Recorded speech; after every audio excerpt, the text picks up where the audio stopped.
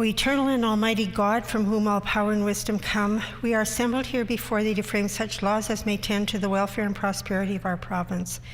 Grant, O merciful God, we pray thee, that we may desire only that which is in accordance with thy will, that we may seek it with wisdom and know it with certainty and accomplish it perfectly, for the glory and honor of thy name and for the welfare of all our people. Amen. We acknowledge we are gathered on Treaty 1 territory and that Manitoba is located on the treaty territories and ancestral lands of the Anishinaabe, Anishin, Inuak, Dakota, Oyate, Dene Sulene, and Nehi Thuug nations. We acknowledge Manitoba is located on the homeland of the Red River Métis. We acknowledge northern Manitoba includes lands that were and are the ancestral lands of the Inuit.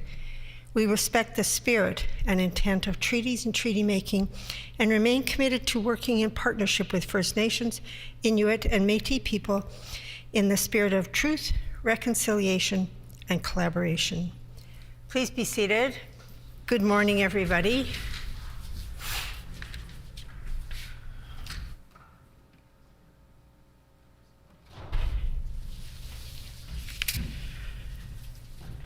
Orders of the day, private members' business. The Honourable Minister of Transportation and Infrastructure. Madam Speaker, I want to suggest that we debate 205, Bill 205.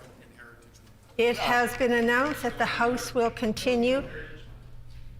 It has been announced that the House will continue with debate on second reading of Bill 205, the Filipino Heritage Month Act, standing in the name of the Honourable Member for Concordia, who has 3 minutes remaining. The Honourable Member for Concordia. Thank you very much. I'm letting the House catch up here, and I appreciate the warm welcome here this morning, because this is an important bill, and it is an important bill to be debating here this morning. I just wanted to start at the outset, Madam Speaker, to say that we are in full support of this bill, and this is an important bill to our caucus, because it really speaks to the kind of partnerships that we're looking for with communities throughout Manitoba. We talked. I think in last week, if I'm remembering some of the debate that I heard in the chamber, there was a lot of talk about the support that newcomers here in Manitoba and different communities have for one another. And I know first and foremost on many people's minds these days is actually the conflict in Ukraine, just because, of course, how serious and pressing it is. But to see how others are stepping up to support people who are looking to come to Canada to join in our province and to be here as a safe place, I think speaks to the importance that every single community sees in presenting a welcoming place here in Manitoba. This, I believe, is one way that we can do that. It's not the only way. And so while it's important to remind the government that words are words and actions are actions, that they need to step up and they need to ensure that their words have some actions behind them, that it's not just enough to say that we support communities, that we support newcomers here to Manitoba, but in fact that we put in place real policy that supports and helps to encourage them to flourish. I think that's the main message that we want to send to all Manitobans. So, we, as I said, we support this bill. And it is something that we want to see come to a vote, because we know how important it is. And when all of us get a chance to gather in person, I am so hopeful, Madam Speaker, that we can all join together in person to celebrate Philippine independence this summer, and we can do it together as a legislature with this kind of bill and this kind of message coming from this legislature to the Filipino community, to say how much we appreciate your contributions to Manitoba, how we want to work with you to further those contributions, how we want to continue to work together. We see all people in this province as the keys to building prosperous Manitoba coming out of this pandemic. When we get to gather together, in celebration. I know that it's going to be a wonderful time. So thank you very much, Madam Speaker, for the opportunity to speak, and look forward to seeing this bill come to a vote. The honourable member for Kildonan River East. Thank you. Thank you, Madam Speaker. I'm honored and proud to rise in the House today in support of Bill 205, the Filipino Heritage Month Act, that legislates June as Filipino Heritage Month in Manitoba. And I'd like to thank my friend and colleague, the member from Brandon East, for introducing this very important legislation that will ensure Manitobans will, in perpetuity, have the opportunity to celebrate and recognize our vibrant Filipino culture and heritage. Our Filipino community is such an important part of our ethnic and cultural fabric. Their contributions to our province are immense, not only economically, but also socially. And I can say with confidence, from the bottom of my heart and from my own personal experiences, that the Filipino community is caring, compassionate, hardworking, and generous. And they wear their hearts on their sleeves, Madam Speaker, and are always willing to step up to help those in need.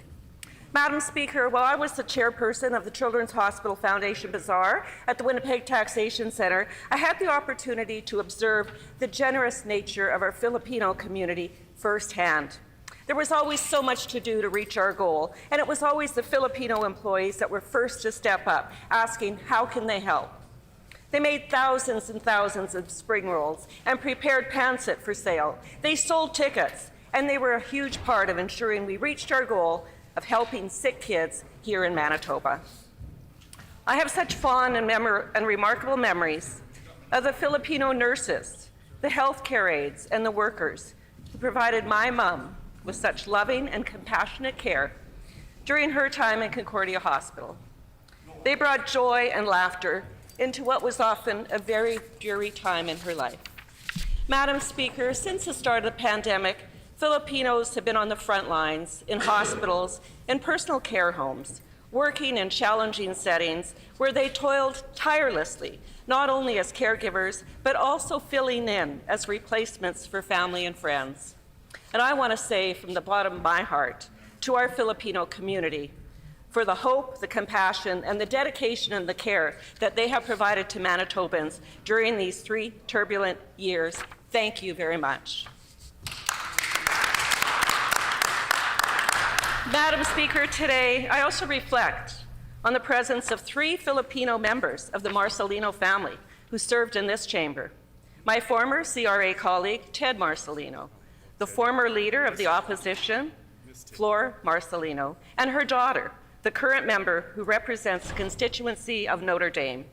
And I asked the member from Notre Dame to encourage her colleagues in the NDP caucus to stand together with us and support this bill. Our Filipino community has done so much to build and help our province prosper. I ask all members to stand together in solidarity and show our Filipino community the respect they so deserve by voting unanimously in favor of this bill. Thank you, Madam Speaker.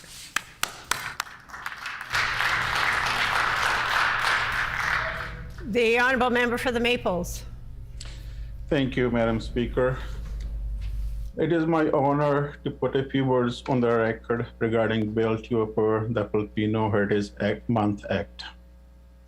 I'd like to thank the member from Brandon East for bringing forward this very important bill. I am in support of this bill, and my caucus is in support of this bill. Madam Speaker, Filipinos are hardworking, caring, family-oriented people. Madam Speaker, I just want to highlight a couple of the people that I have worked with. First one is Vicky. She is aunt of MLA from Beverly. She is working with Unicity Taxi since 1976. I was only 4-year-old at that time, Madam Speaker. I just spoken to her this morning. After retiring from Unicity, she is Still, whenever called back to help or to train the new person, she is back there this morning training a new person. And also another person that I worked with at the Unicity Taxi is Tess. She was our accountant. She works with us for 46 years. This is the dedication they put into work. That's how hard they work. Madam Speaker, this bill proclaims the month of June each year as Filipino Heritage Month, which coincide with the Philippine Independence Day. Philippine Independence Day takes place every year on 12th June. Madam Speaker, while in-person celebrations were canceled or scaled back for a couple of years, we are hopeful that this year, 2022, we will be able to celebrate this day of independence with the Filipino community once again. We look forward to seeing parades or participating in programs, spend the day in the parks with family and friends, do other celebration activities, and enjoy the day with the Filipino community. Madam Speaker, Filipinos are now recognized as Winnipeg's largest ethnic community, making up almost 9% of the city's total population. Madam Speaker, here in the Maples, we have 31.4% of the population of a Filipino heritage. And Tagalog is Manitoba's second most spoken, and Canada's fifth most spoken language. Madam Speaker, I have the honor of working a hardworking lady named Beth, who is my CA. She is skilled both in English and Filipino language. Beth was able to reach out to the thousands of our constituents and learn their concern, whether personal or family or general concern in our community or what is happening in our province. Another CA I like to highlight, Madam Speaker, is Sanjeet Sidhu. Likewise could communicate in Filipino or Tagalog dialect, even though Punjabi is her native language. Under the Maples constituency, we are able to reach out to the masses of visible minorities. Madam Speaker, I also like to highlight a few of the politicians that were elected under NDP banners. Conrad Santos was first elected to Manitoba Legislative Assembly under our party in 1981. And there is no doubt that Dr. Santos paved the way for many Filipino politicians in Manitoba and also in Canada. Madam Speaker, another person I'd like to highlight is Ted Marcelino. Is another prominent Filipino Manitoban that was elected to the Manitoba Legislative Assembly in 2011, representing the Tyndall Park. Madam Speaker, I think not too many members know that was the first time I ever tried to run for a office. I was contesting the nomination in the Tyndall Park, and that's the first time I ever met Ted there. Well, they had a tent outside, and I said, Ted, well, this is me, Mintu. And Ted said, you know what, let's eat food first, then we will talk. So even during the recent election, 2019, our office, myself, Ted, and a member from Burroughs at the same office. So, Madam Speaker, each and every day when we go there, first thing is food. Then Ted will take us one by one and talk to us. You know what? We were nervous, we were new. He want to make sure we are calm and going out, talking to people. So he was telling us, do this, do that. Same thing at end of the shift, pretty much you can call the shift at end of the day. We will go back and Ted will call us again. Let's chat, let's eat something and let's chat. So that's how a wonderful Ted Marcelino is. To this day, whenever I need some kind of advice, he is there for me. And also, Madam Speaker, another NDP person who got elected under the NDP banner is Polo Marcelino. Was the first Filipina and woman of color to be elected in the Manitoba Legislative Assembly in 2007. She also served an interim leader of NDP and leader of official opposition from 2016 to 2017. Her appointment to the cabinet in 2009 was also another first. So, Madam Speaker, as I said earlier, we on this side the House are in full support of this bill. This is the kind of bill whenever come to the floor, we should be talking, we should be highlighting our constituent, we should be highlighting our friends. So there was no denying that we are in the support of this bill, but also highlighting it. My side of the House, each and every member had something to say about someone in the community. In this side of the House, all 17 members want to get up, give their 10 minutes. We have so much to share. With this, Madam Speaker, as I said, I'm fully support of this bill. Our caucus is in fully support of the bill. Looking forward to be unanimous, passing this with a unanimous consent and enjoying come June cultural activities, language activities, and joining the parade, hopefully this year. Thank you, Madam Speaker. The Honourable Member for Borderland. Thank you, Madam Speaker, and I'll be very brief so as not to delay the passage of this bill. It sounds like the members opposite are willing to finally help us get this bill through this morning, and so I just wanted to be very brief and say I think this is a wonderful opportunity to recognize Manitoba's Filipino community, making June Filipino Heritage Month. I think of the experiences that I've had interacting with members of the Filipino community.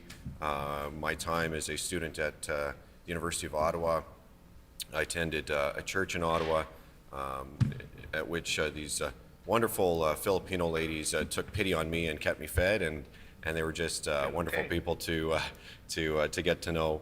But it seems that happiness, hard work are national traits from which I think we as Canadians could learn a lot. They contribute in so many ways to our provincial fabric and our national fabric, and so Madam Speaker, I think this is a great way to recognize all that they do and contribute. I'm proud to say, as the member for Borderland, that there is a small but growing Filipino community in Altona, and actually they've started a Filipino restaurant there, Potpourri of Flavors, which I highly recommend for anyone ever down that way. But Madam Speaker, without any further ado, I urge the passage of this bill this morning. Good Thank job. you. Good job. The Honourable Member for Kiewitinook. Thank you, Madam Speaker, for the opportunity to share a few words on the Filipino Heritage Month Act. And before I begin, I would absolutely like to say that we are in full support of this bill, and I'm privileged to be able to share a few words before passage here this morning. First and foremost, I guess before I begin, I do want to point out, being that we are sitting here in the chamber, privileged enough to be able to serve the people of Manitoba in our role as an MLA, that I would like to make mention of the notable Filipino Manitobans that served in particular for the New Democratic Party. Conrad Santos was first elected to the Manitoba Legislature under our party in 1981, and there is no doubt that Dr. Santos paved the way for Filipino politicians here in Manitoba. Ted Marcelino is another prominent Filipino Manitoban that was elected to the Manitoba Legislature in 2011, representing Tyndall Park. And of course, the NDP's Flor Marcelino was also a prominent member of the Filipino community and was the first woman of color to be elected to the Manitoba Legislature Assembly in 2007. She also served as interim leader of the NDP and leader of the opposition from 2016 to 2017. Her appointment to cabinet in 2009 was also another first. She was the first woman of color to be named to cabinet in the province. And of course, my current colleague, the MLA for Notre Dame, who speaks very eloquently, very passionately for the Filipino community here in Manitoba, as well as all communities here in Manitoba. Madam Speaker, while this act and this Bill 205 brought before us this morning shows appreciation, it's meant to do so much more. It's meant to do so much more than just, when you think about appreciation, you think it's just a simple thank you. To me, this bill needs to be about appreciation, recognition, respect, overall, not just once a month, not just 1 month out of the year, but always. The Filipino community here in Manitoba has been so very embedded in society now, and our demographics here in Manitoba, and it's such a positive impact and a positive influence. And you see that first and foremost, I guess, Madam Speaker, in the healthcare field, nurses, healthcare aides. And when I think of the term a great bedside manner, I can't help but relate that comment of great bedside manner to the Filipino community and the nurses and the healthcare aides and the doctors that are there, that bring that. While you're in the hospital, most times you're there and it's not a positive experience in terms of your medical conditions, why you may be there. So you're looking for supports. And there's supports in terms of actual medical care, but there's also supports in terms of emotional care and being able to make that stay a little bit easier. And members of the Filipino community thrive at that.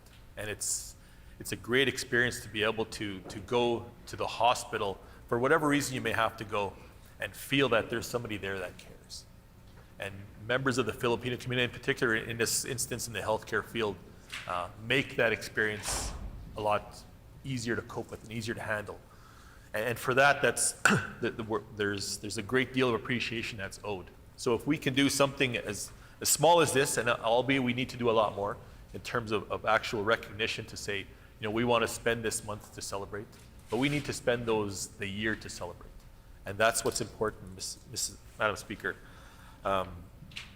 Because being in that healthcare field, and in particular over these last couple of years, was very difficult. And the Filipino community was very disproportionately affected by COVID-19. So that community, while they're always there to support us as Manitobans, we also need to be there to support them. And that's where it's very important that we do things such as this, but also do more. And I think it's very imperative of us as Manitobans and our duty as Manitobans to do more, to do your part and then some. And I think that's what makes us a better Manitoba overall. And Madam Speaker, there's a lot of different aspects. And I mean, we focus maybe on healthcare and the healthcare field in terms of the Filipino impact and the positive impact on our communities. But there's so much more. Doctors, lawyers, professionals, farmers, all aspects. And it speaks to the very true diversity of what we are here in Manitoba. And we need to celebrate that diversity.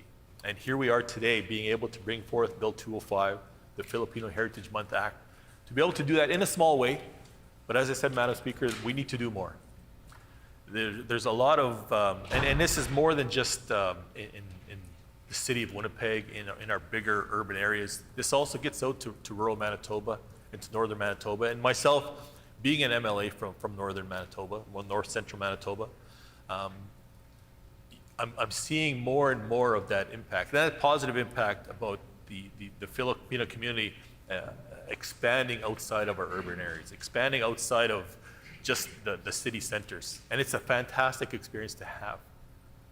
Madam Speaker, I remember my experience years and years ago, and for where I am, it's Highway 304, up to the kind of the northeast side of the province, and there's a place where the Manigatagan River crosses the Highway 304, and time again, I'd always come by there, and it's a great fishing spot. There's a falls right there and everything, and time again, so many times there's been a large number of Filipino families that come there to fish. And I've stopped in there and we've shared stories, where are you from?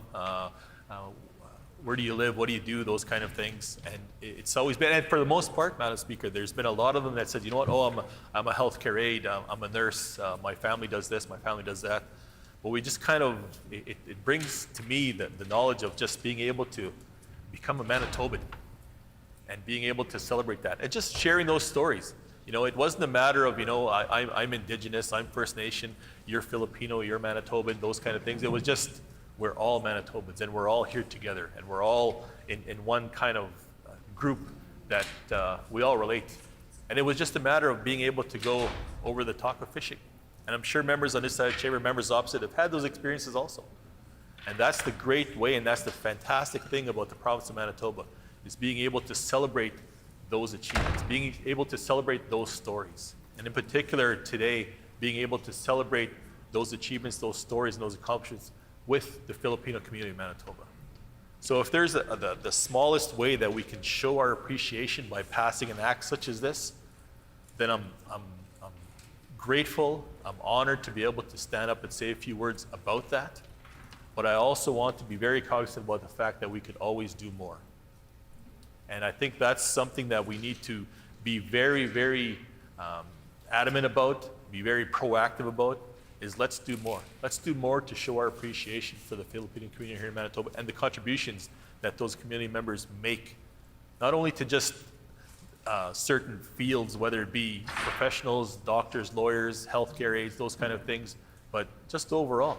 Let's celebrate our students that are up and coming. Whether there be elementary students, junior high, high school, post-secondary, let's celebrate those students today too of Filipino heritage. Let's be able to say, you're our future. One of the phrases that I've used so commonly, Madam Speaker, is our youth is not only our future, but they're also our now. So let's do that. Let's celebrate our Filipino youth now also. Because there's some point in time, Madam Speaker, where none of us will be sitting in this chamber anymore, and we need those youth to be able to do that. And I'm sure my colleague, the member from Notre Dame, when she shares a few words, and very, very passionate about her history, her background, her family. She's very passionate and very proud to be able to say the community she comes from, her background, her heritage. So when this bill was brought forward, it was just, wow, here we go. Here's something we can agree on. Here's something we can push forward. Here's something we can actually do and realize that it was long overdue.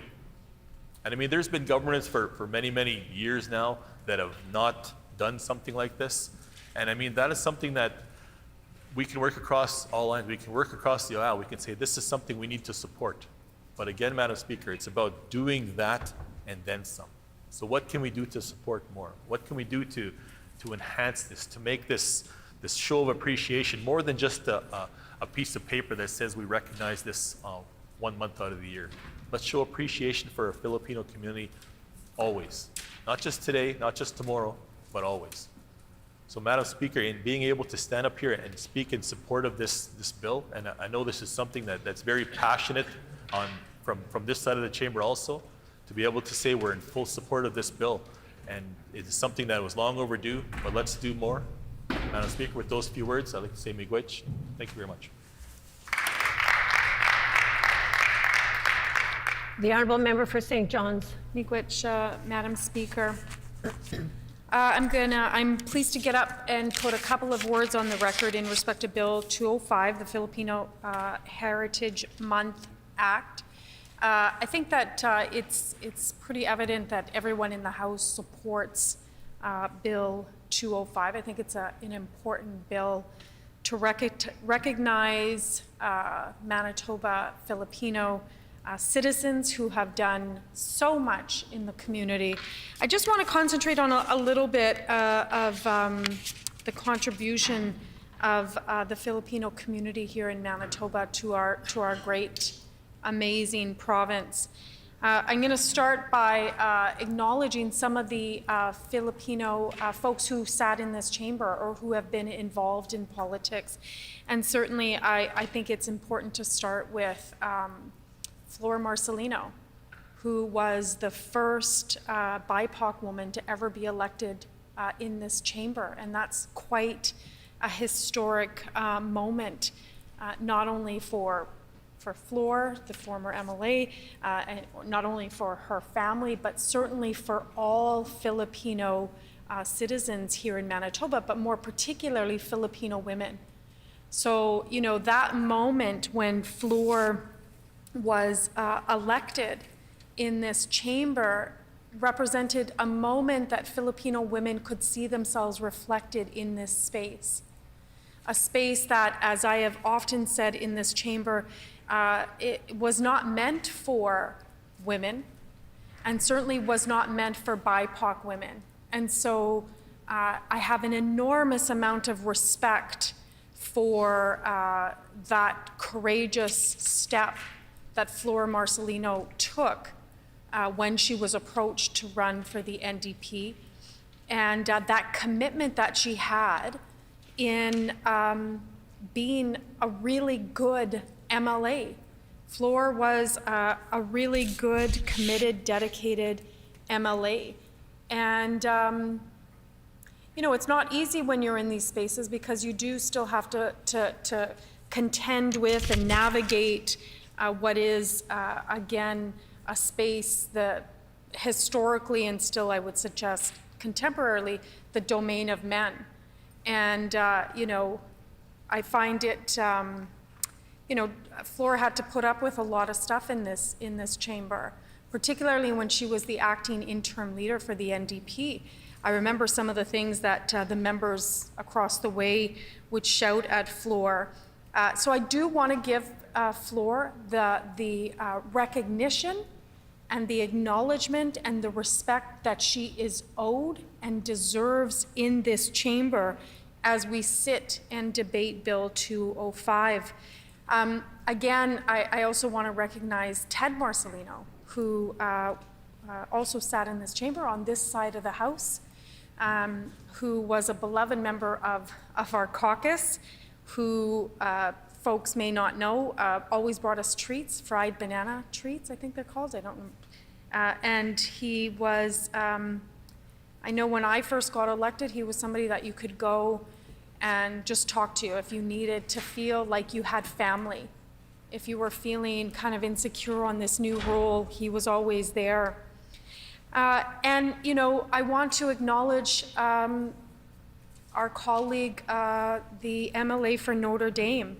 You know, Flor becoming the first BIPOC woman in this chamber, in the same way as, you know, the member for the PAW and the member for Point Douglas and the member for Union Station, those historic moments are transformative in communities. They're transformative in the lives of BIPOC citizens.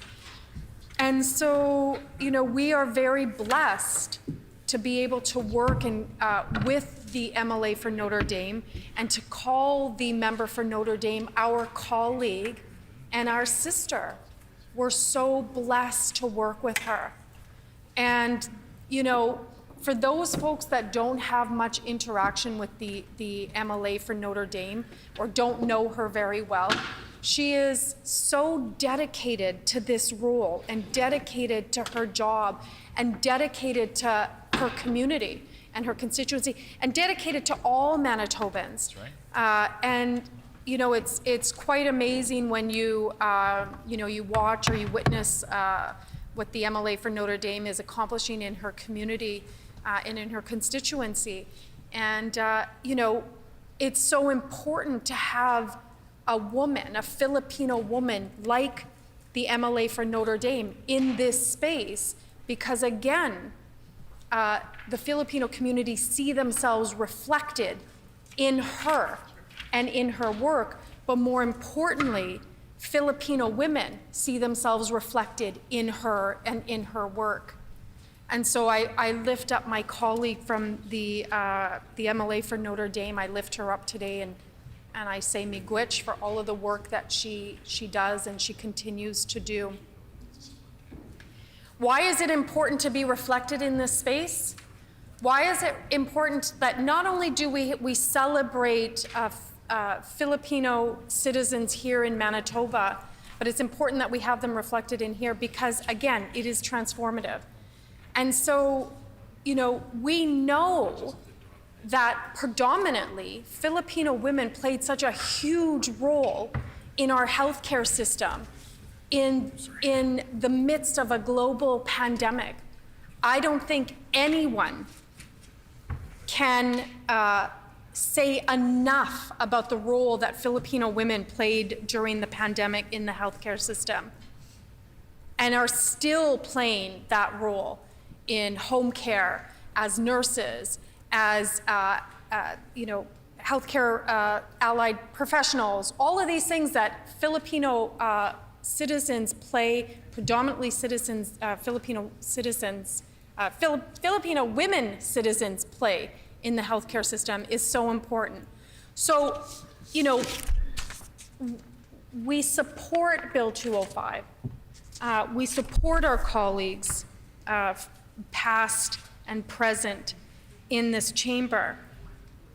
But it's not enough just for the government to have a bill that is a recognition day.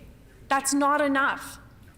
It's not enough to not pay people for their labor. It's not enough for this government to sit here and on the one hand express support and recognition for Filipino citizens here in Manitoba, but on the other, say that they don't deserve a raise, or they don't deserve COVID hazard pay, or they don't deserve, you know, when we have home care workers that are driving from home to home or appointment to appointment and not getting the dollars that they are entitled to while they're driving. It's not enough. So, you know, we've seen so many times from this PC government, both you know, under the leadership of, you know, the former Premier Brian Pallister, and under the current leadership of the new Premier, that they talk outside both of their, on each side of their mouth. On the one hand, we support them, we recognize them, but on the other hand, we actually want to do the bare minimum to ensuring that Manitoba Filipino citizens are entitled to equity within Manitoba. They are doing the bare minimum, like they do on every single other file that they have. Yep. The environment, the economy, whatever it is, they do the bare minimum. Yep. They think that Bill 205 is, that's it, that's great. This is all we need to do to show that we're committed to the Filipino community in Manitoba. It is a start. And Filipino Manitobans deserve this. They deserve this 100%, but they also deserve fair wages. They also deserve safety at work. They also deserve to be represented here in this chamber, and they deserve to be equitable in the policies that these ones who can't even who are chirping right now can't even listen to the last 20 seconds of my speech. Yeah. They deserve to have that equity and that respect from members opposite. Yeah. So we support Bill 205. To that end, I would suggest that the PC caucus of Manitoba actually put more commitment into equity for Manitoba Filipino citizens. Miigwech. Right on. The honourable member for Fort Garry. Thank you, Madam Speaker. I'd like to just put a few brief comments on the record in relation to this act. Obviously, I'm very proud to stand in support of this bill and stand in support of the Filipino community here in Manitoba. They've obviously become an integral part of modern Manitoba and have basically an oversized influence and importance in our economy, in our politics, and our cultural fabric. And that's going to continue to grow. And I think that's a great thing for Manitoba. And this community certainly deserves this, this honor and this respect. Being a member of an ethnic minority and knowing that on the order paper a similar bill is coming in relation to the Ukrainian community, I do have to pause and put a few comments about these type of performative politics that we're seeing more and more of by this government. It appears that as time wears on and this tired government is, failing even more, their approach to governing Manitoba is to sort of hide and to put forward these sort of symbolic acts in place of real governing, in place of real action, real policies that can actually make lives better. And it's troubling for a couple reasons. I mean, I'm a member of a very large ethnic minority, one that's a large voting bloc, as is the Filipino community. So we get to have these performative politics type acts brought before here. I'm thinking about all the other ethnic minorities in Manitoba that are integral and contribute, but they're small. So they don't get recognition days, they don't get recognition months, and they don't get the attention of the government. And that's very telling because their contributions are no less worthy or important, and it just sort of smacks of this sort of empty, cynical politics, this sort of micro-targeting that we're so used to with the Stephenson government. And as much as it's nice to be recognized and seen by the province for your community's contribution, that recognition without more is empty, it's hollow, and ultimately can be very disrespectful. And we're seeing that play out right now with the crisis in Ukraine, with the Russian invasion in Ukraine, where this government tells the Ukrainian community here in Manitoba that we're appreciated and we're respected, but that they won't spend any money on our issues, that they won't help in our time of need or our time of crisis. And you can have all the acts in the world when the community's voice never actually gets into this building, doesn't actually reach the government, and the government isn't actually prepared to recognize the community's concerns and needs and act upon them, then ultimately these can be very empty and ultimately can be even hurtful to the communities whose name they are put forward in. So I would encourage the government that, this is great, we need to do that, we need to show respect to the Filipino community, but you just can't stop there. And I know that's their plan. I know that's where they want to stop. I know that's as far as they want to go with these things, that they don't actually want to address and have never addressed the real issues affecting the Filipino community, just like they will not address and will not act on the real issues affecting the Ukrainian community. And I could go down the list. And this government just wants to wrap themselves in whatever community flag without doing the hard work to get to know us, to know what our needs are, and to reflect those needs in government policy. And so hopefully this government will be better this time, that they will not only just pass this act, but they will bring in necessary reforms when it comes to our immigration process here in Manitoba. They'll bring in necessary reforms with how we deal with service workers and how we respect them, how we pay them, and whether we bring in a living wage. Because at the end of the day, it's great to be Ukrainian or whatever, but if you can't pay your bills, then that's something else. And so I certainly urge this government to drop the performative politics. I mean, it's transparent, everybody can see it, it's gross, and actually come back and start properly listening to Manitoba's communities and bring in the policies and the help that they're asking so desperately from this government. So with those few brief words, I'm going to sit down because I'm very interested in hearing what my colleague has to say. Thank you.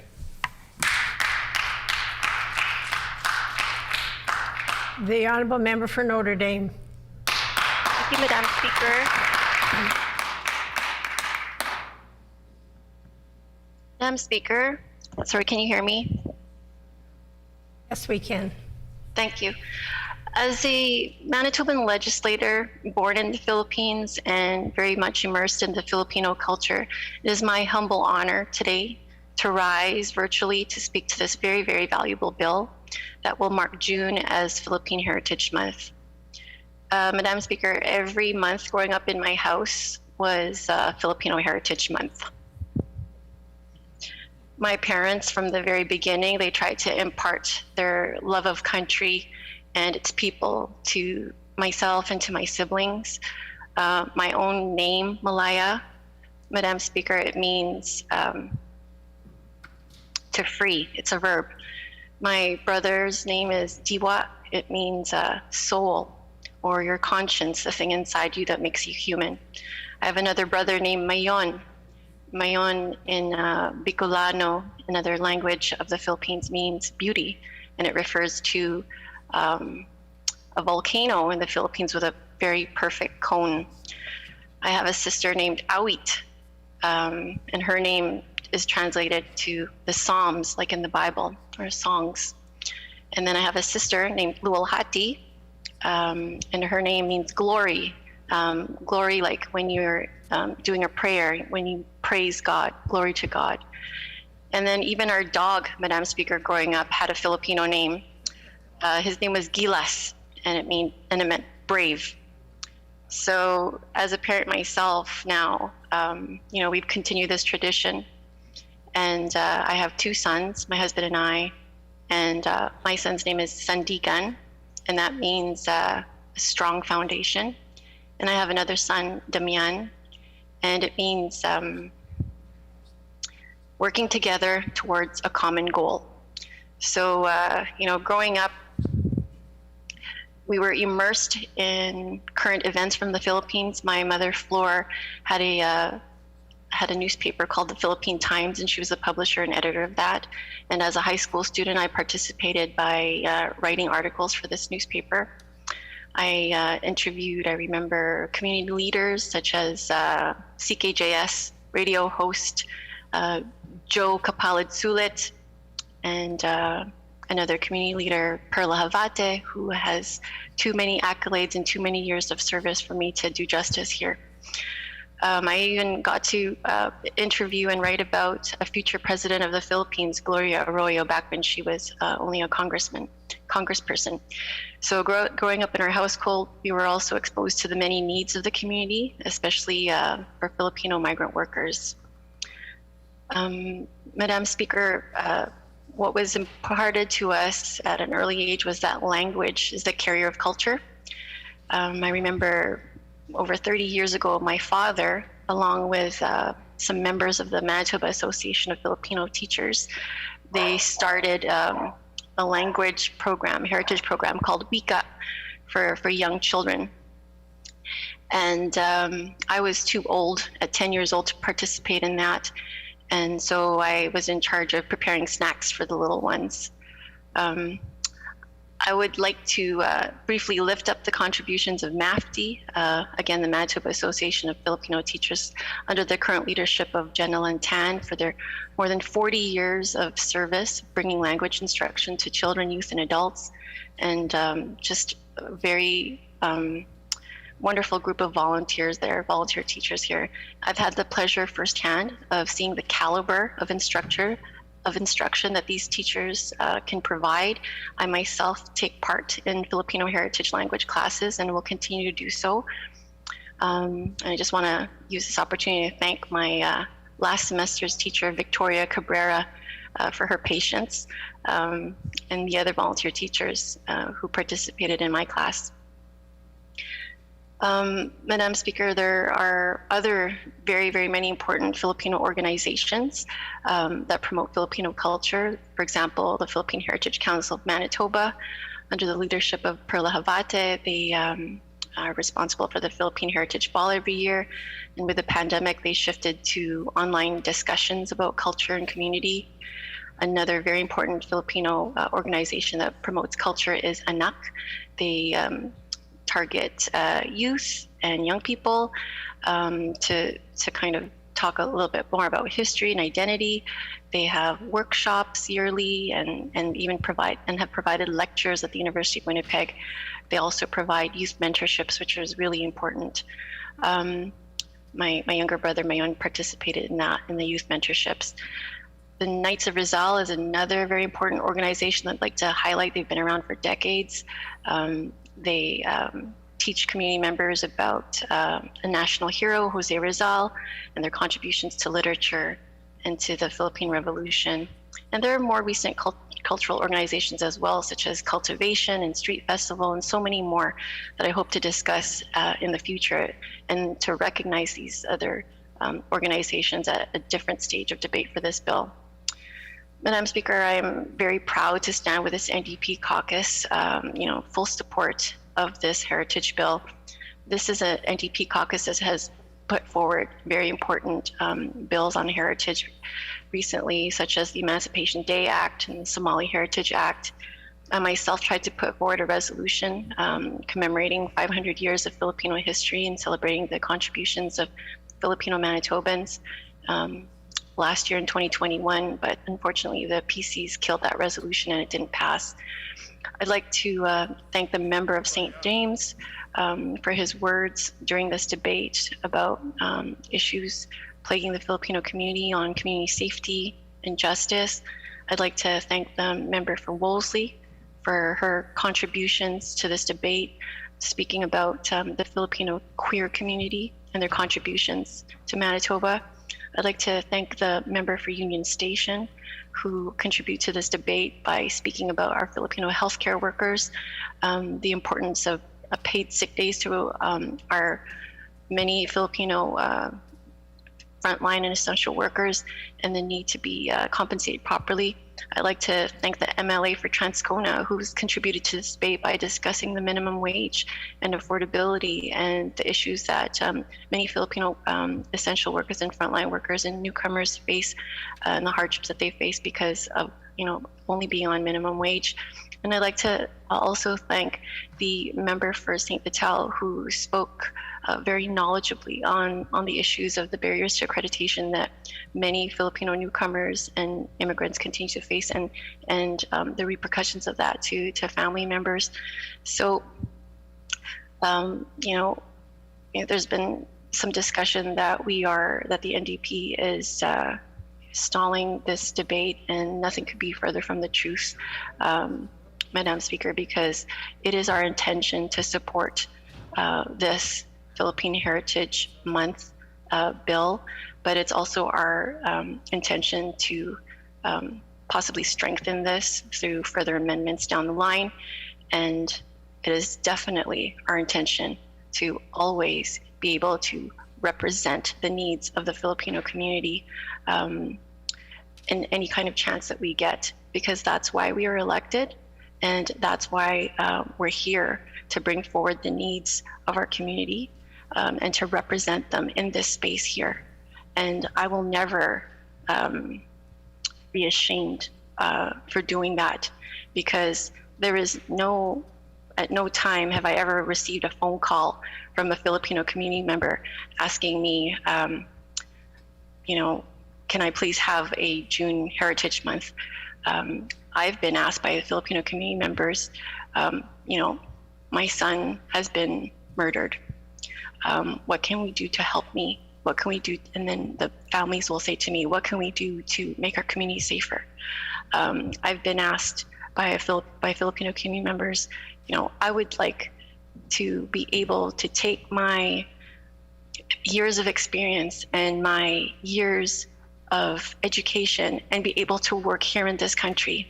How can you help me to do that? Those are the kinds of concerns that Filipino community members are asking me for. And so we are taking this opportunity to discuss that here in this House and to be able to bring forth this bill to its next stage.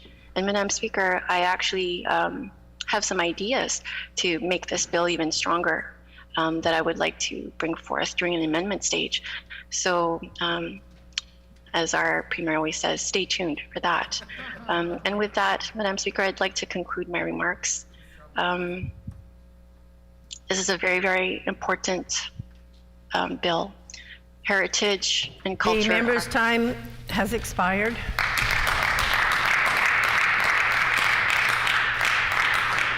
Are there any further members wishing to speak on debate? Not. Is the House ready for the question? The question before the House is second reading of Bill number 205, the Filipino Heritage Month Act. Is it the pleasure of the House to adopt the motion? Agreed?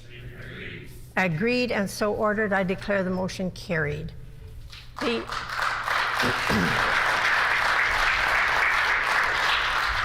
Honourable Minister of Education. Thank you, Madam Speaker. I'd like to see if it's the will of the House to see that the vote was unanimous. Let the House show, is there will of the House to show that the vote was unanimous? Leave has been granted. The Honourable Education Minister. Thank you, Madam Speaker, and we'll see if it's the will of the House to see that the clock is 11 o'clock and proceed to private member's resolution. Is it the will of the House to call it 11 o'clock? Agreed, and so ordered. The hour is now 11 a.m. and time for private members' resolutions. The resolution before us this morning is the resolution on recognizing a successful Agriculture Safety Week, brought forward by the Honourable Member for Dauphin. The Honourable Member for Dauphin.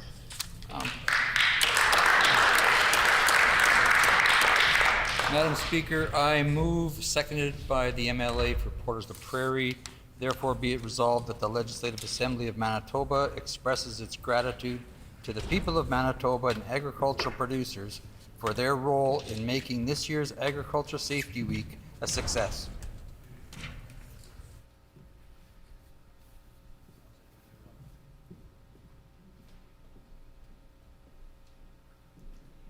It has been moved by the Honourable Member for Dauphin, seconded by the Honourable Member for Portage la Prairie. Therefore, be it resolved that the Legislative Assembly of Manitoba expresses its gratitude to the people of Manitoba and agricultural producers for their role in making this year's Agriculture Safety Week a success. The Honourable Member for Dauphin.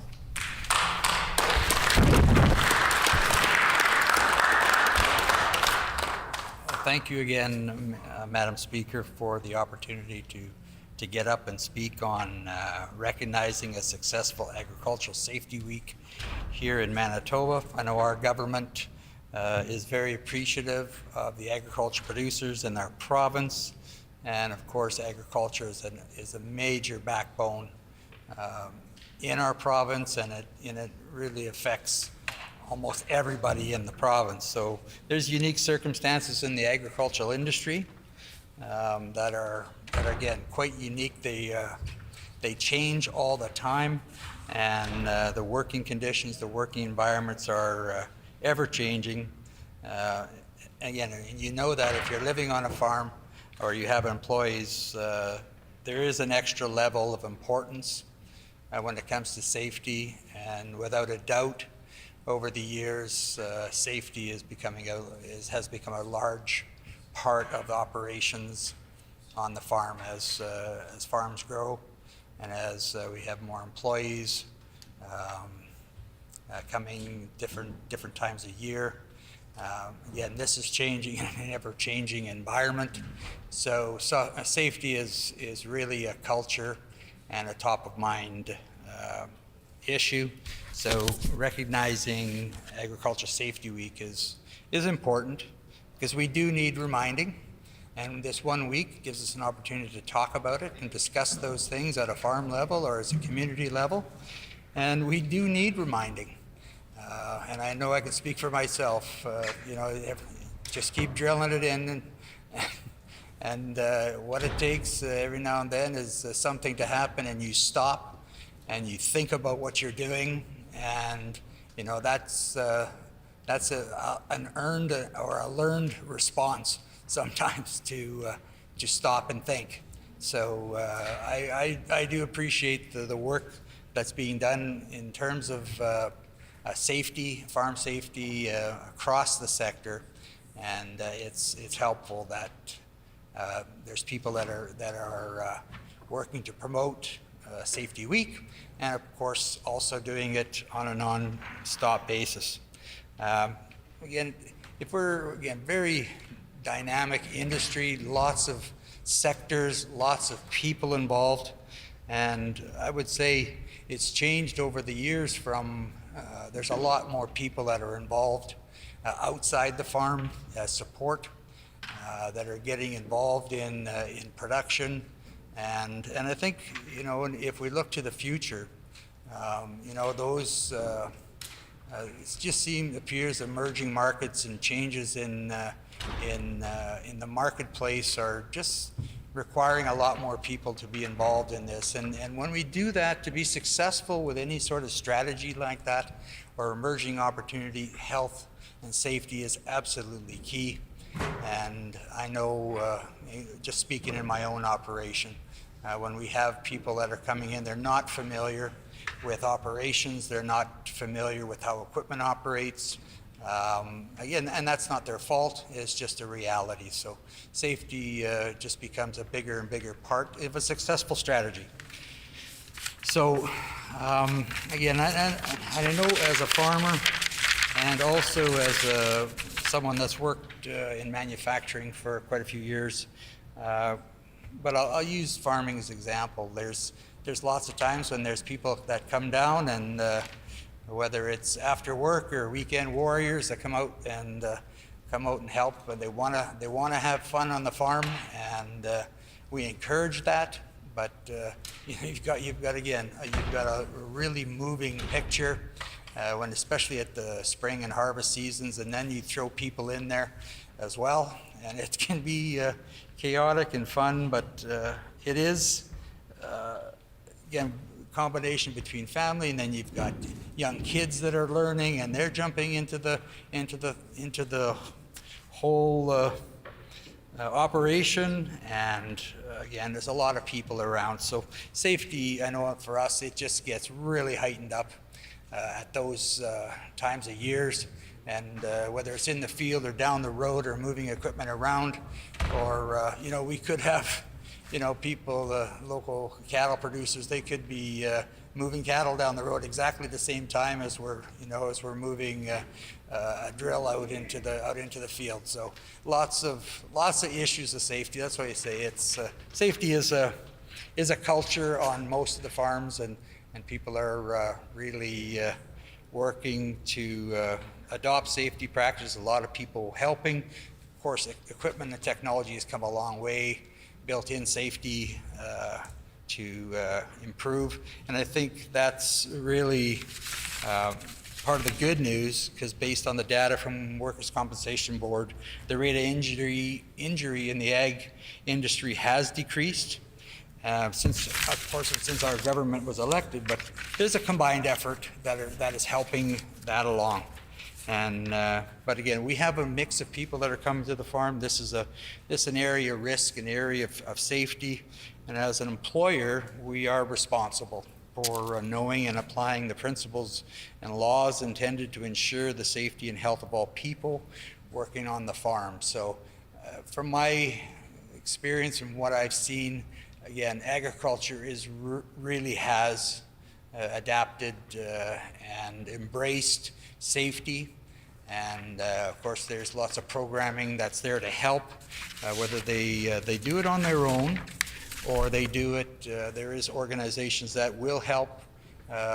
Larger organization, more employees with help to get safety plans in place. And but the one thing that a lot of farmers, individual farms now, is the use of PPE. That's come a long way. I know for me, I was a little bit late when they came to ear protection and those things, but now we've got earplugs, we've got safety glasses. I used to go to the optometrist and he used to give me the gears because how come all these welding sparks are on my glasses? And the safety glasses were across the shop, so I couldn't get it. So I used to get the gears over that. So now we've got safety wear for your eyes and your ears. And of course, masks, go back a lot of years, ate a lot of dust, but we've got a lot of equipment that's, you're able to sort of work around that and protect you in all the senses, like touching, again, gloves and protective gear when you're working around hazardous chemicals or other different environments. There's protections that are out there, and they are readily being adapted. Last one probably is, again, with brain and mental health is something, again, people are a little more aware of that. In the past it was it's been, and it will continue to be, times of intense pressure, whether it's financial or whether it's weather related. Fatigue weighs in. There's a lot of things that are going through the producer's head at the time, and again, you add in harvest time and plus a bunch of new recruits. It can be quite a thing. So safety is absolutely important, and I do know safety, from my experience, has been high on the radar for lots of producers and lots of organizations. And again, I support them. We need them. They're there to remind us and to keep reminding us, and that's not a bad thing. So some of those, like Keystone Agriculture Producers, Manitoba Farm Safety, they provide training, farm safety consultations, barn inspections. Again, there's people out there that can help producers or operations or businesses craft and look and evaluate their premises, their operations in terms of safety. There's lots of organizations. Canadian Agriculture Safety Association is another one. Again, training is available to people like never before, and I know farmers are, they may only have 1 or 2 employees, but they're using that. And Mr. Deputy Speaker, it's important. Agriculture safety is important. And we do, again, need to be reminded, need to be constantly working on Agriculture Safety Week. So I want to recognize everyone who's helped so much during last week's Canadian Agriculture Safety Week. We all want to make it home in one piece, Mr. Deputy Speaker, and there's lots of people that are helping in that regard. Thank you.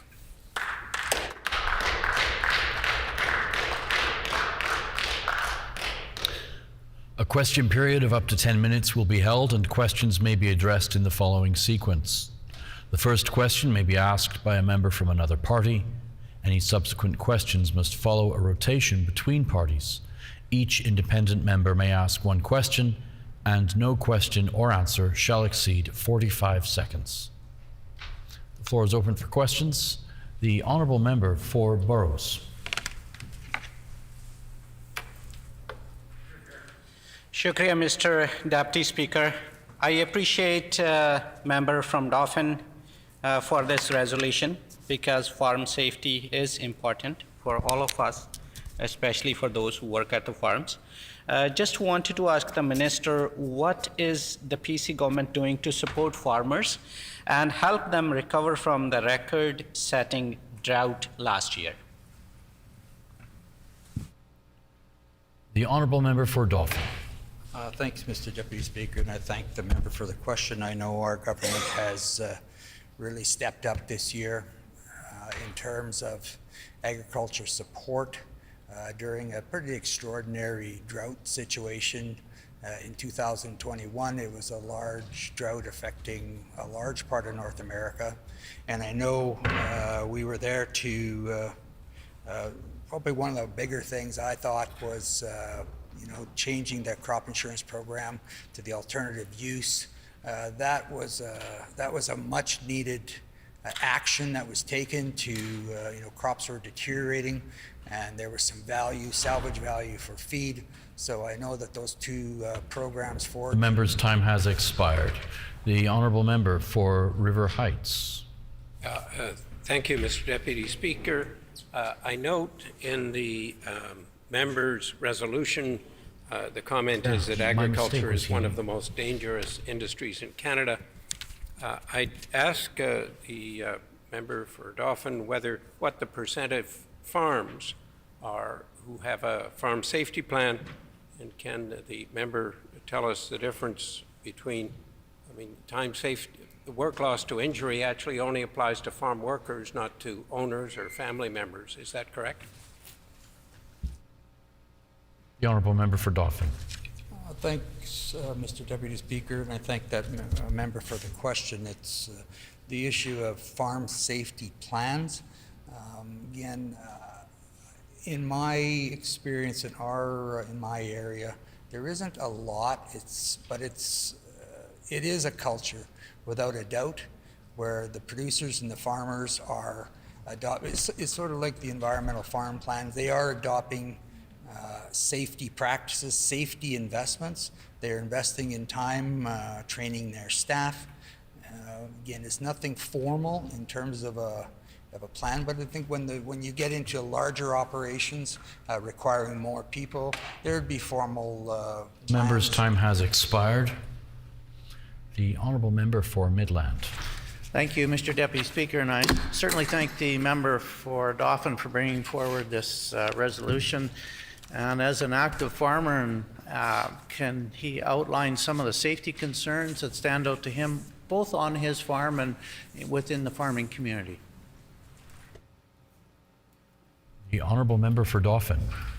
Thank you, Mr. Deputy Speaker, and I thank the member for the question. And sure, there's a number of issues. I think a long-standing one has been hydro lines when you're walking in or driving into people's yards. You notice that. That's because we had to transform our own farms, to accommodate those. So you look for those things because you just sort of get caught a few times and rip a few lines down. You stop doing that, and you start watching that. So that's happened to me. So that's one thing I do watch, and I look at around for the traffic, the mobility in the yards. The Honourable Member's time has expired.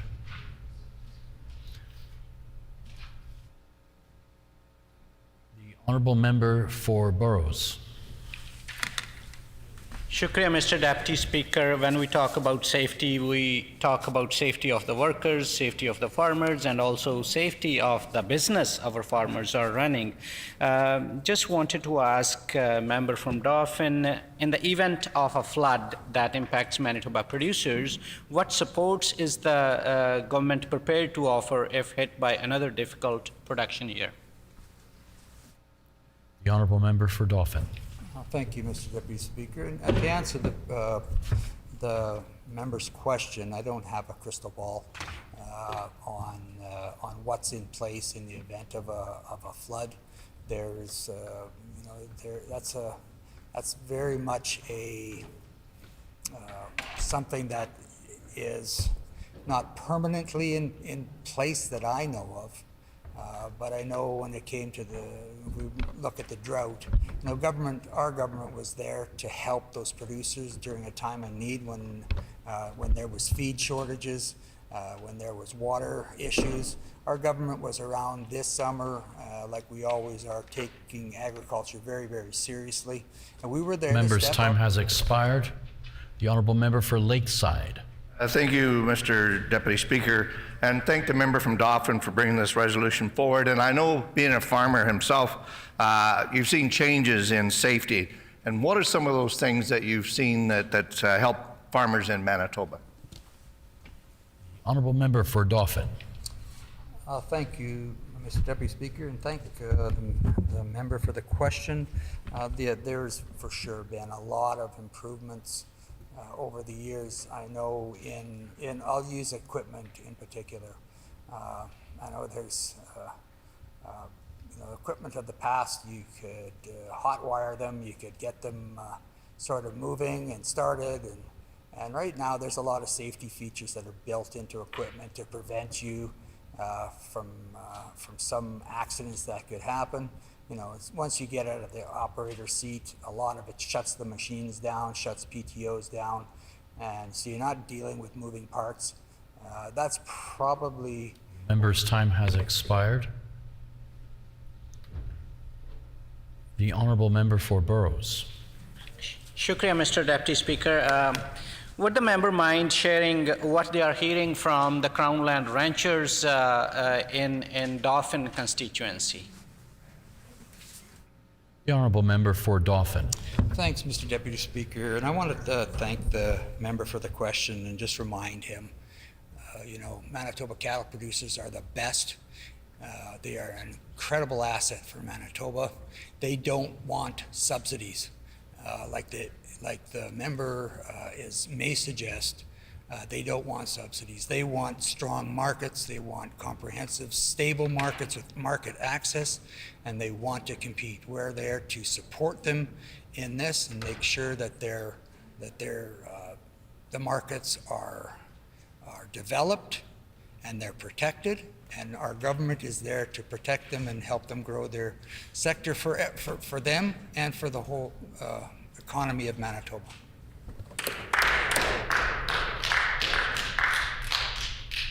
The honourable member for Portage-La Prairie. Thank you, Mr. Deputy Speaker. I'd like to thank the member for bringing this forward.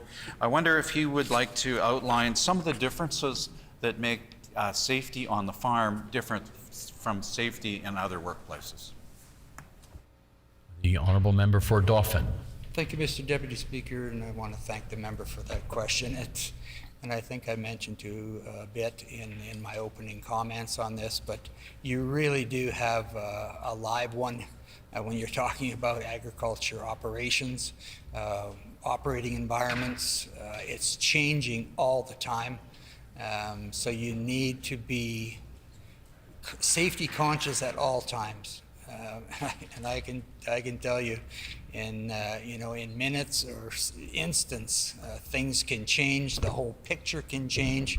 Whether it's people coming in or a breakdown or something happens. It's not an assembly line situation. It's a very, very The fluid. honourable member's time has expired. The honourable member for Burrows. Shukriya, Mr. Deputy Speaker. Very respectfully, I would offer another opportunity to member from Dauphin to share with all of us if he is hearing anything from the Crown Land ranchers in his constituency. Phone calls, emails, letters. If yes, what they are saying. The honourable member for Dauphin. Thank you, Mr. Deputy Speaker. And again, I want to remind the member again, Manitoba beef producers up in our area, they produce some of the world's best beef. And I know our government takes that sector very, very serious. We listen to them. Order. They ask for changes to Crown lands. They know there's emerging opportunities. We need to align the sector for growth in the future. The producers do not want subsidies. In spite of what the member says, the Manitoba producers want open marketplace. They want access. They've got a great product, and we need to do everything we can to help them get it into the marketplace.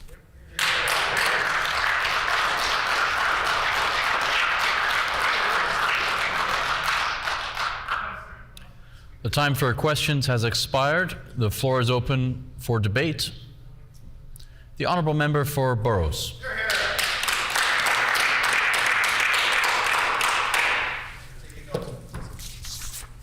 Shukriya, Mr. Deputy Speaker. Today, member from Dauphin offered us the opportunity to talk about our hardworking producers in Manitoba and those who work at the farms. We call it farming, we call it agriculture. Farm safety is important, we all know. And we express our gratitude to the farmers, to the farm workers. It's important that we make sure the safety of everyone who works at the farms, not just at the farms, in any work setting. So this resolution is a good one that recognizes a successful Agriculture Safety Week, which was last week. And the member decided to bring in this resolution, spend some time to work on the draft and give us an opportunity to put a few words on record regarding the safety at the farms, safety in agriculture settings, safety wherever people related to agriculture, ag professionals work. So that's something good. But what I see is that this member finds an easier way to talk about agriculture. We appreciate our farmers. We appreciate our farm workers. Everyone does appreciate because they feed us. We should be thankful to them for putting food on our table. But that's not something that's enough for the farmers. We need to do a lot more for our farmers, because we know that our farmers play an important role in our economy. They have built Manitoba, they have built Canada, they have played a critical role in our history as well, not just in the economy. So we celebrate, we proudly say that Manitoba is a province that produces food not just for Manitobans, not just for Canadians, but for the outer world as well. So we know that this government has got not a very great record when it comes to the farming community. This government failed to stand with our producers when they needed them most. May it be drought, may it be flood, may it be COVID-19. They failed to stand with them. This government needs to move beyond just appreciating the farming community. They rather need to do something concrete that the farmers appreciate. And I have talked to so many farmers after being elected and being given this responsibility as critic for agriculture. The farmers do not appreciate what this government is doing for them. This government is not standing strong with our producers. This government and its representatives, elected MLAs and ministers, they are not showing up at the gatherings of farmers where they want to discuss about drought. I am a witness of such situations in 2021 when the farmers invited MPs, MLAs, opposition critics, and ministers and their representatives, especially in Interlake. I didn't see a single PC representative standing with those farmers, listen to them about what they are going through during that drought period. And to my surprise, there was no regret message sent to that occasion where more than 100 farmers were actually waiting for a PC representative to listen to them, to offer something to them, to work together for them to get out of that situation or handle that tough situation. We know that our farmers are doing great job to serve the land, to maintain the land, to produce food for us in a sustainable manner.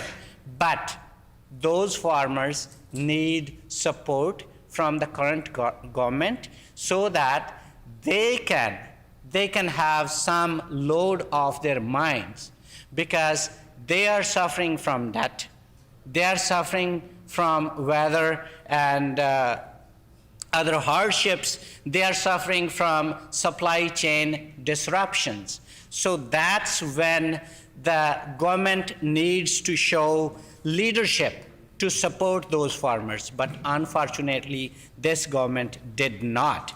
I again appreciate member from Dauphin who fails to answer my questions regarding Crown lands, to offer us an opportunity at least to talk about agriculture and issues our farmers are facing. I simply asked if the member from Dauphin is hearing from the Crown land ranchers around Dauphin area. In fact, the Crown land ranchers are requesting this member to listen to them, to support them, to talk to the agriculture minister, and this government is not responding positively to sit together and meet with those producers. I got a chance to talk to them. So what they share is, for example, I talked to one of the Crown land ranchers, and the gentleman shares with me that 5 or 6 of his neighbors, they got out of business.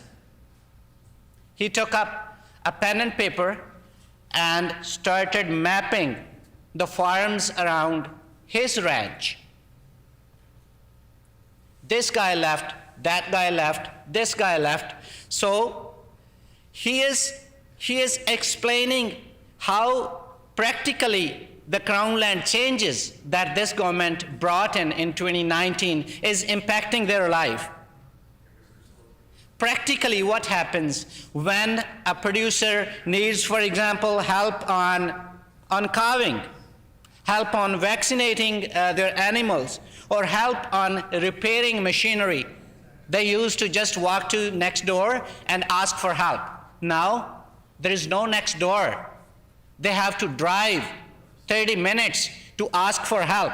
That's practical impact of these Crown land changes. And those people are suffering with the rent, which has been increased 300 times. Can anybody in this chamber tell me an example of any business during COVID who got their rent 300% up? And these producers share their pains with me, that we are those unfortunate people who feed you all, and this government raised our rent 300%. What that means is that this government is purposely, intentionally kicking them out of business. When a government just thinks about money, they start auctioning these pieces of land to people with deeper pockets. What's the impact? The impact is that the young farmers who want to start their life, want to start a career in agriculture, in farming, they're not able to because they don't have that much wealth, they don't have that much money to bid the rich people out. So this government is just caring for the rich, not the ranchers, not the family farms who have been feeding us for generations. So while I appreciate this member for bringing in this resolution, which is important because it talks about Agriculture Safety Week and agriculture safety. I also remind this member and the PC government to listen to Crown Land ranchers, to do something to save our family farms, because we need to bring in next generation, and we need to see our towns and farms time has in a good expired. shape.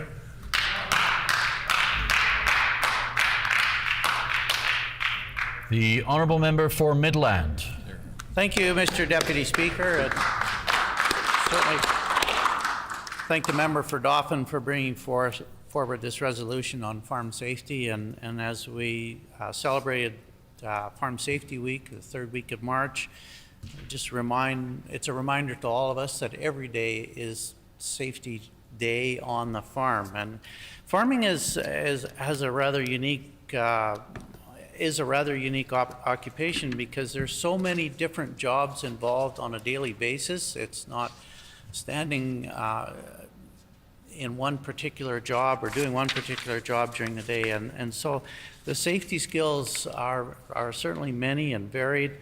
However, there have been a lot of advances made in farm safety, and although we recognize that there are still much more to do, and there continues to be incidents in terms of farm safety. I certainly have my share of incidents on the farm over the years, but I was always managed to survive them, but I know of many others who have had some really serious debilitating accidents and even some deaths, and that's always sad when you hear about that, and certainly when they could have been preventable too.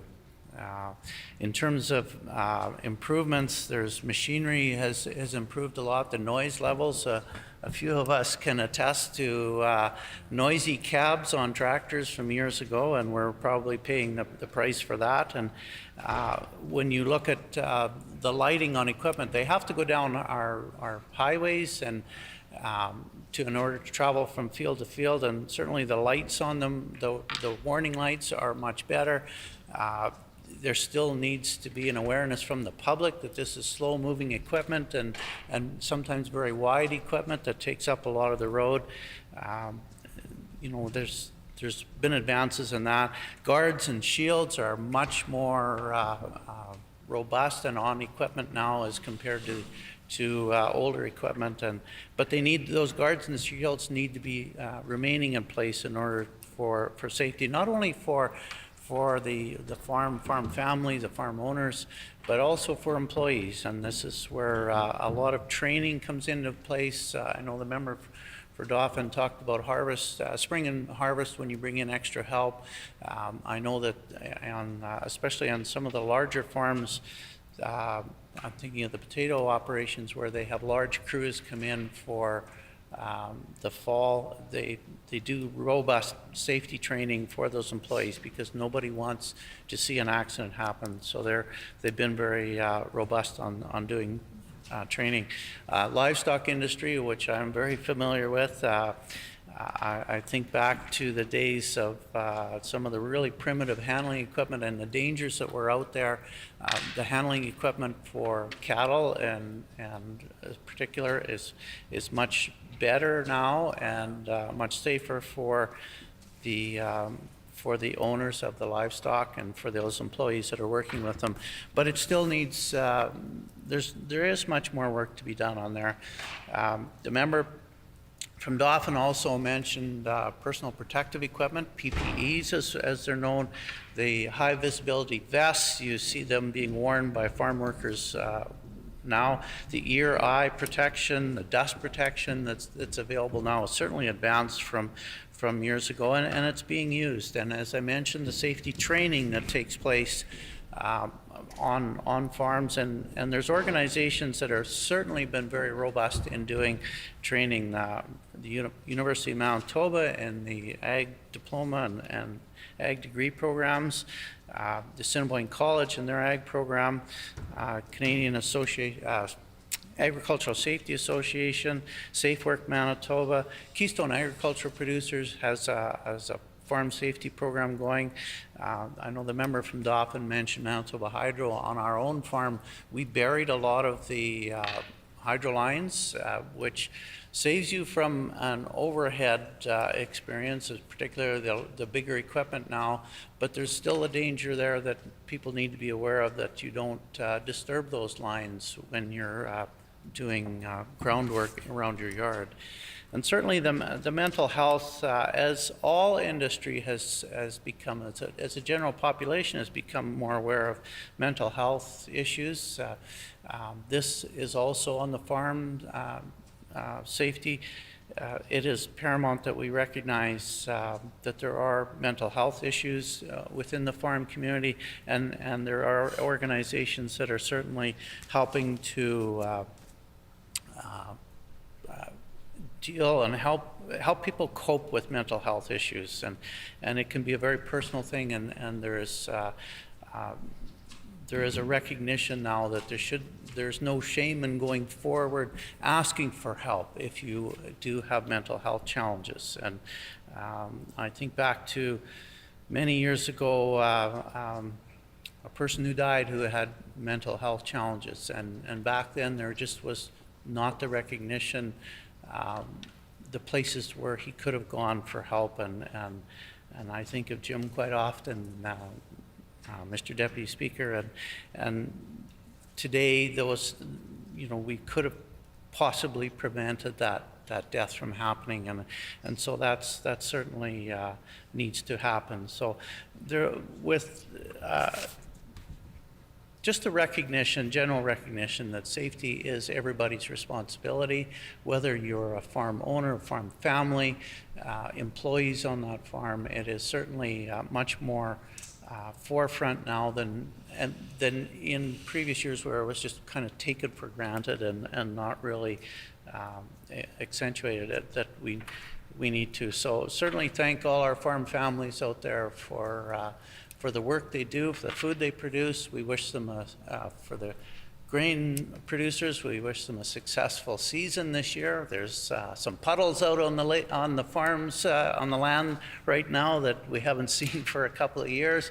So we hope that we have some adequate moisture, and for our livestock producers, it'll certainly help to bring back some of the forages that have really suffered in the last three years. And so with that, Mr. Deputy Speaker, we wish all our farm families and farm owners the very best in the coming season here, and safety should always be paramount for everyone. Thank you.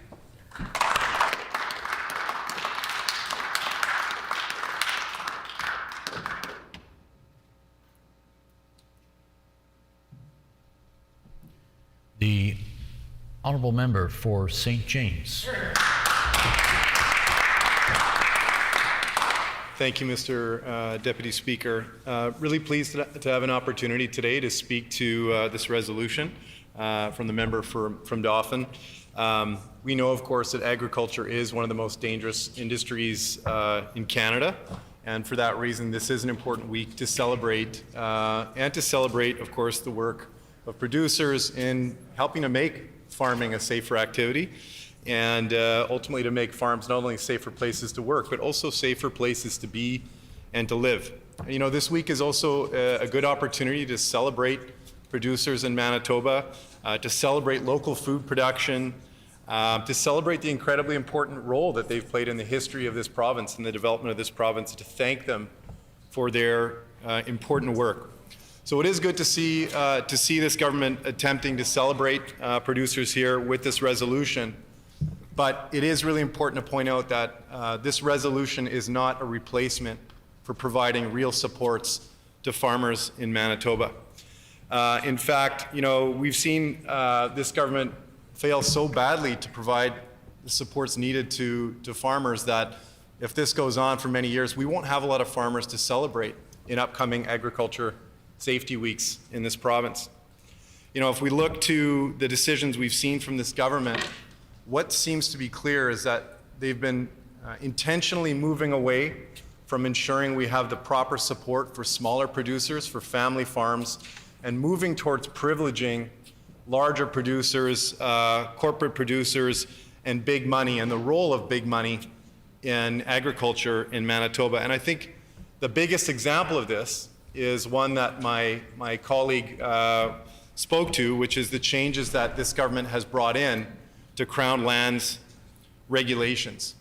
You know, I think this is, the changes that were made here are incredibly egregious, and really I think it is important that we do what we can to raise more attention to the changes that this government brought in. Because the changes that they brought in have only served to increase the challenges being faced by small producers in this province. And in fact, the changes promise to steal away the futures for a lot of family-run farms in this province, or families that run those farms. And that's a huge concern. And of course, my colleague, the critic for agriculture, has done incredible work in connecting with a lot of these producers and learning from these families and hearing their stories. And those stories are concerning.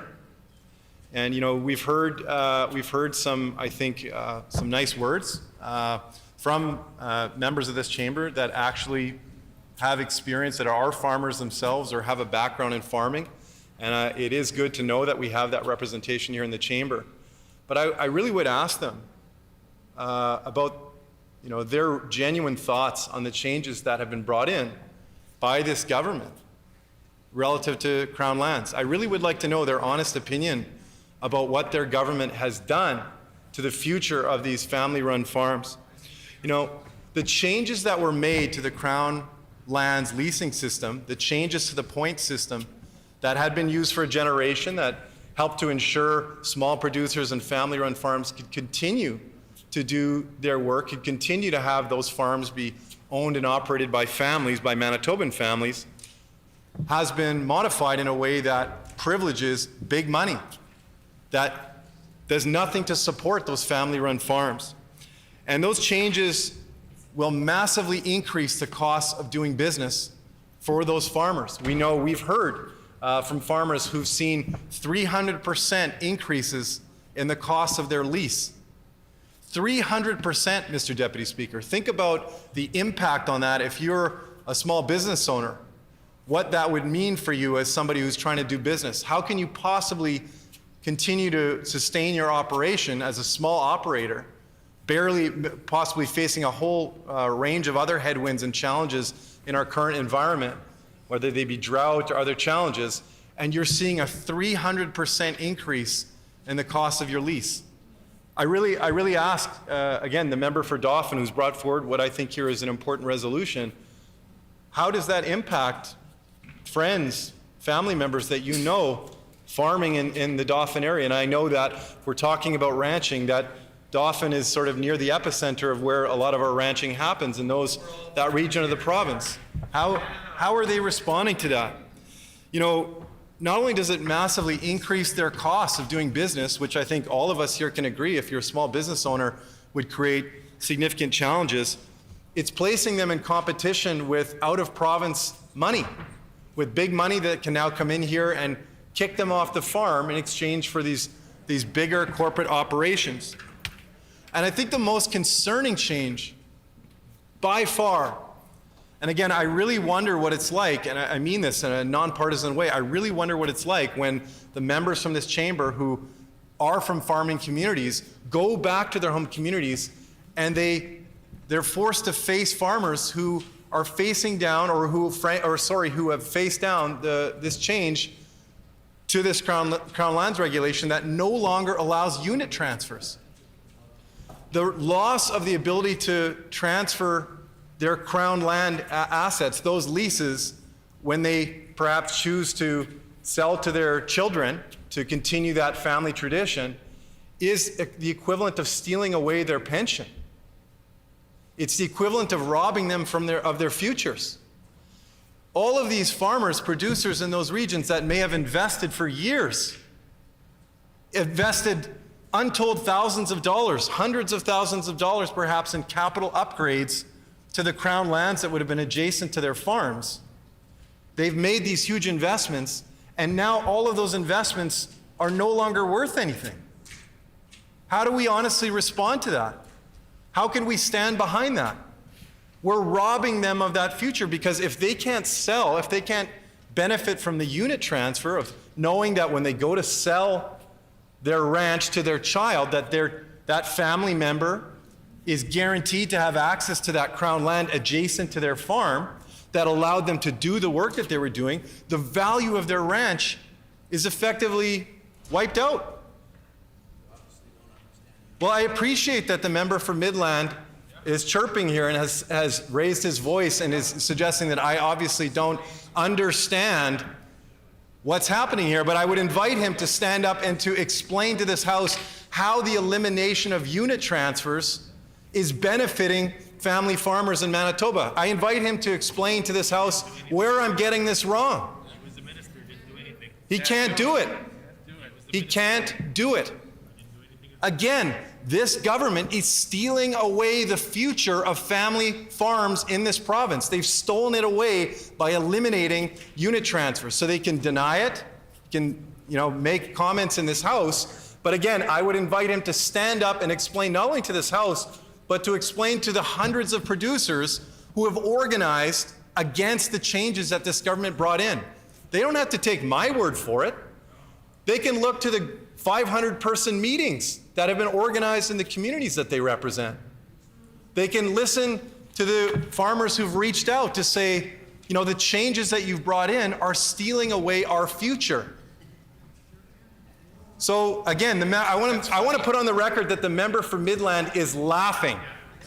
And I think producers in this province would love to know that the member for Midland is laughing at commentary that's being made about what his government's done to take away unit transfers.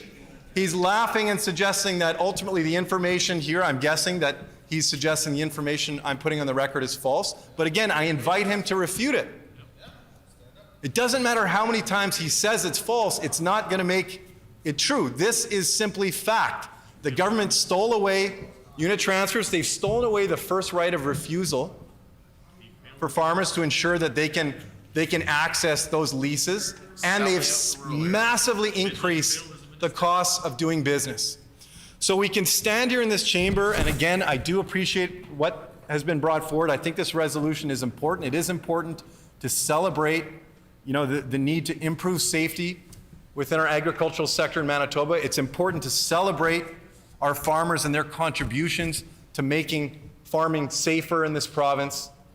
But that does nothing, this does nothing to make up for what this government has done or what they've failed to do to support farmers in this province. So they're going to be held accountable for these failures. And I've heard commentary from members opposite here. I want to hear them stand up today and actually respond to the substance of what's been put on the record. We need to do way more to support our farmers in this province.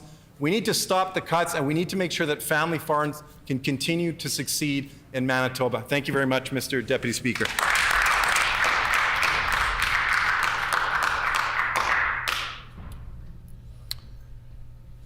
The honourable member for River Heights.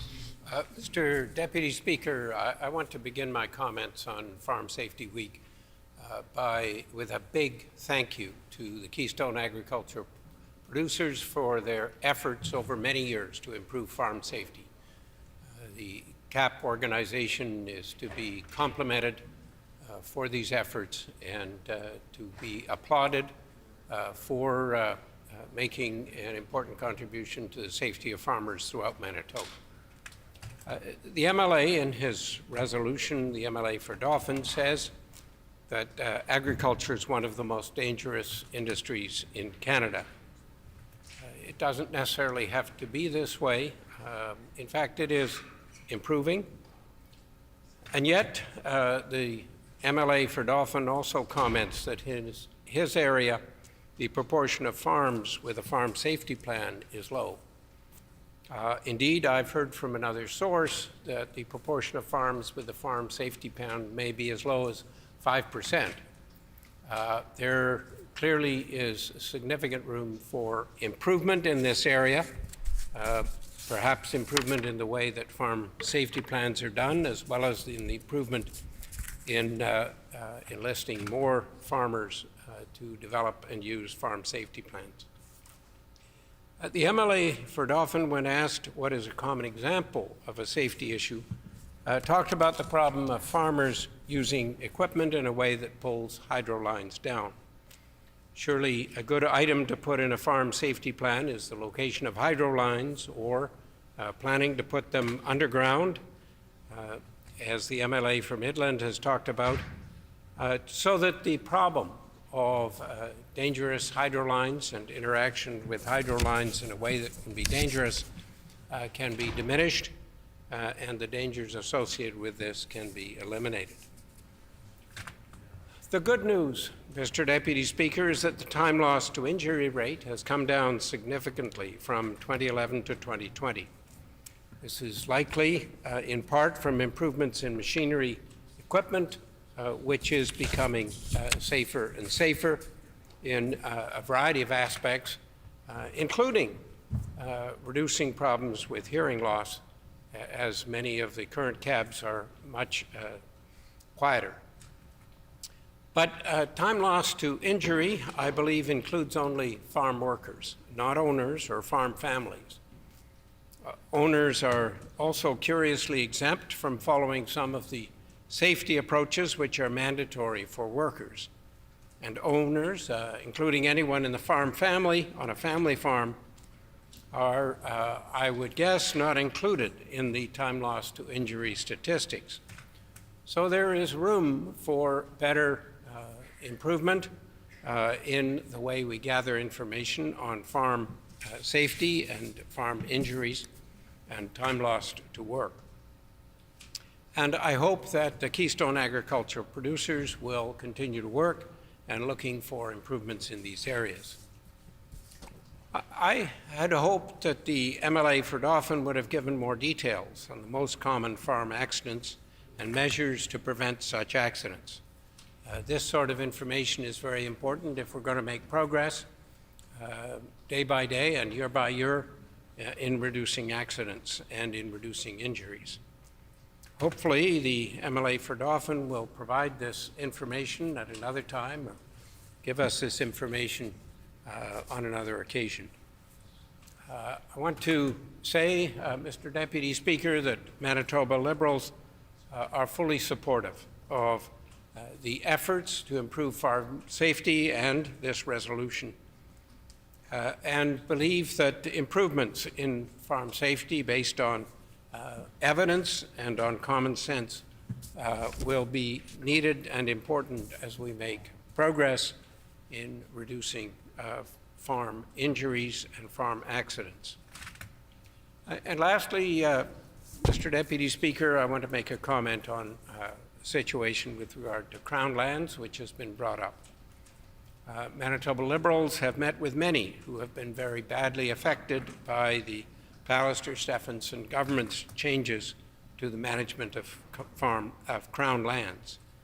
We continue to believe that the approach taken was detrimental to many farmers and indeed to communities, because we need to be supporting not just farmers but whole communities. And also that the approach taken may be quite detrimental, not only in that it increased costs to farmers, but it increased uncertainties, and one's not often optimum in terms of long-run stewardship of the Crown lands in the way that the unit transfers was taken away, and those who take over Crown lands may be more likely to be focused on short-term gains than long-term gains. It is something that will remain to be seen as things evolve, but it is remains to be a concern. So with those comments, Mr. Deputy Speaker, I thank members for this opportunity to talk about a very important issue, which is farm safety. And I hope we can move together with farmers and Keystone agriculture producers in this effort to reduce injuries and make farms places which are safer. Thank you.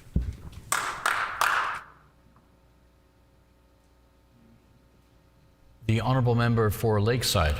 Thank you, Acting Deputy Speaker. Certainly I want to thank the member from Dauphin for bringing this resolution forward.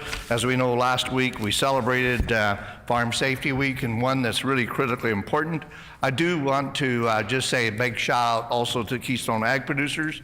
I know when I was a minister, we took it very seriously, and we funded it to an amount of $350,000 each and every year to talk about farm safety. Also, the dealerships that put on training for other people, and fertilizer companies and others, that are paramount that we learn about safety, whether it be livestock safety, whether it be machine safety, and making sure that the animals have safety as well. So I want to again just say thank you to the member for Dauphin for bringing it forward, and we'll call on the vote. So thank you, Acting Deputy Speaker.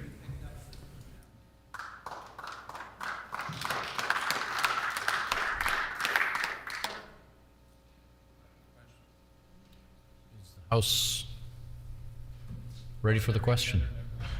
Are there any other members who would like to speak? Is the House ready for the question?